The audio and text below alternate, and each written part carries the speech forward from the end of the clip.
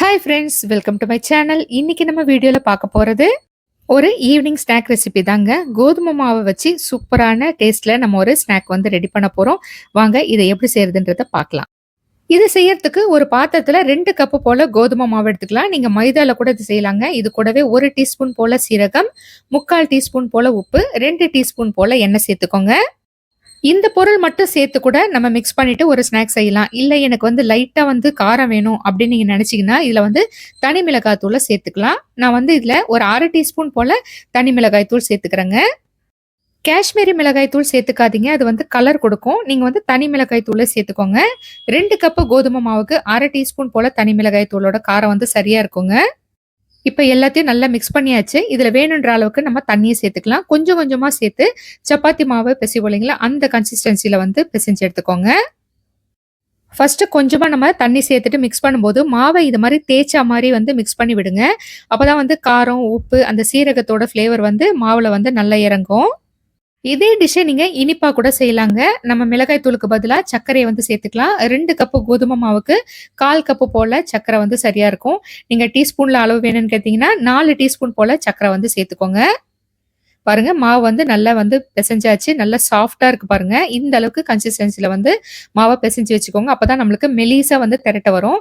இப்ப இது மேல கொஞ்சமா எண்ணெய் தேய்ச்சு ஒரு 10 நிமிஷம் வந்து நம்ம மாவு வந்து ஊற விட்டுடலாம். இதே நம்ம மைதால செஞ்சாலும் அதோட டேஸ்ட் வந்து ரொம்ப நல்லா இருக்குங்க. இப்ப நம்ம இத மூடி போட்டு ஒரு 10 நிமிஷம் ஊற வச்சிடலாம். இந்த டைம்க்குள்ள நம்ம ஒரு பேஸ்ட் வந்து ரெடி பண்ணுங்க. 2 டீஸ்பூன் நெய்ல 2 டீஸ்பூன் அளவுக்கு மைதாவை சேர்த்து நல்லா மிக்ஸ் பண்ணிக்கோங்க. இது வந்து ஒரு பைண்டிங்காக தான் இந்த பேஸ்ட் வந்து நம்ம ரெடி பண்றோம். கட்டிப்படாம நல்லா வந்து மிக்ஸ் பண்ணிக்கோங்க. 2 டேபிள் ஸ்பூன் நெய்க்கு 2 டீஸ்பூன் போல மைதா வந்து சரியா இருக்கும். இப்ப நம்ம 10 நிமிஷம் கழிச்சு மாவ பார்க்கலாம். பாருங்க நல்லா சாஃப்ட்டா இருக்கு. மறுபடியும் இத மாரி ஒரு தடவ பிசைஞ்சு எடுத்துக்கோங்க. இப்ப இந்த மாவுல நம்ம வந்து ஒரே அளவுல எல்லா உருண்டையும் வந்து எடுத்துக்கணுங்க. கரெக்ட்டா வந்து 8 உருண்டை போல வரும். இது 4 பார்ட்டா 2 பார்ட்டா வந்து நம்ம பிரிக்க போறோம். இப்ப நம்ம வந்து திரட்ட ஆரம்பிக்கலாம். நல்லா மெல்லிசா திரட்டணுங்க. நம்ம இதுல சீரகம் சேர்த்துருக்கோம் இல்லைங்களா? நீங்க அதுக்கு பதிலா ஓமம் கூட சேர்த்துக்கலாம். அதோட ஃப்ளேவரும் ரொம்ப நல்லா இருக்கும். நீங்க இந்த 2 பொருளையுமே கூட சேர்த்துக்கலாங்க. 1/2 டீஸ்பூன் போல சீரகம், 1/2 டீஸ்பூன் போல ஓமம். அத மாரி 2மே சேர்த்து கூட நீங்க செய்யலாம். பாருங்க இந்த அளவுக்கு நல்ல மெல்லிசா வந்து திரட்டி எடுத்துக்கணும். இந்த மாரி ஃபர்ஸ்ட் செட்டா 4 சப்பாத்தி திரட்டி எடுத்துக்கணுங்க. இப்ப நான் வந்து ஃபர்ஸ்ட் மாவே எடுத்து வச்சிருக்கேன். இதுல நம்ம ரெடி பண்ணி வச்சிருக்க பேஸ்ட் வந்து நல்லா வந்து அப்ளை பண்ணிடலாம். இது மேலேயே நம்ம இன்னொரு சப்பாத்தி வைக்கிறதுனால இது ஒட்டுறதுக்காக நம்ம வந்து இந்த பேஸ்ட்ட வந்து ரெடி பண்ணியிருக்கோம். இந்த மாரி ஃபுல்லா அப்ளை பண்ணிடுங்க. இப்ப இதுக்கு மேல நம்ம இன்னொரு சப்பாத்திய வந்து இது மேல பேஸ்ட் பண்ணிடலாம். இப்போ இதுலயே வந்து நம்ம ரெடி பண்ணி வச்சிருக்க பேஸ்ட் வந்து அப்ளை பண்ணிடணுங்க. இதே மாரி 4 சப்பாத்தி வந்து நம்ம ரெடி பண்ணணும். அதுக்கப்புறம் இன்னொரு செட்டா இன்னொரு 4 சப்பாத்தி வந்து ரெடி பண்ணணுங்க. இப்போ வந்து ஃபுல்லா அப்ளை பண்ணியாச்சு. இதே மாரி 4 சப்பாத்தி வச்சுட்டேன். லாஸ்ட்டா வைக்கிற சப்பாத்தி மேல நம்ம வந்து அந்த பேஸ்ட்ட வந்து அப்ளை பண்ண வேணாம். இது அப்படியே வந்து 2ஆ நம்ம வந்து மடக்கிடலாம். பாருங்க நான் செய்ற மாதிரியே செய்யுங்க. இப்ப 2வதா மடக்குறது வந்து ஃபர்ஸ்ட் மடக்கி வச்சிருக்கோம் இல்லைங்களா? அதுக்கு மேல லைட்டா வந்து டச் ஆவற மாரி பிரஸ் பண்ணிக்கோங்க.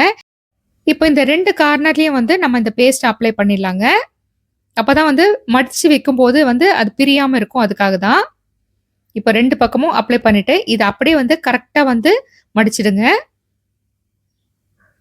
லைட்டா வந்து அந்த அடுத்த லேயர் மேல டச் ஆவணுங்க. அப்பதான் ஒண்ணோட ஒண்ணு பிரியாம இருக்கும். அவ்வளவுதான். இந்த ஒரு செட் வந்து ரெடி ஆயிடுச்சு. மாவு எவ்ளோ சாஃப்ட்டா இருக்கு பாருங்க. என்னோட விரல் கூட அந்த மாவுல வந்து பதியுது. அந்த அளவுக்கு மாவு வந்து சாஃப்ட்டா இருக்கு. இதே மாதிரியே 4 சப்பாத்தியா 2 செட்டு நான் வந்து செஞ்சு வச்சுட்டேன். இத வந்து ஒரு பாத்திரத்துல க்ளோஸ் பண்ணிட்டு ஒரு 10 நிமிஷம் அப்படியே விட்டுடலாம்.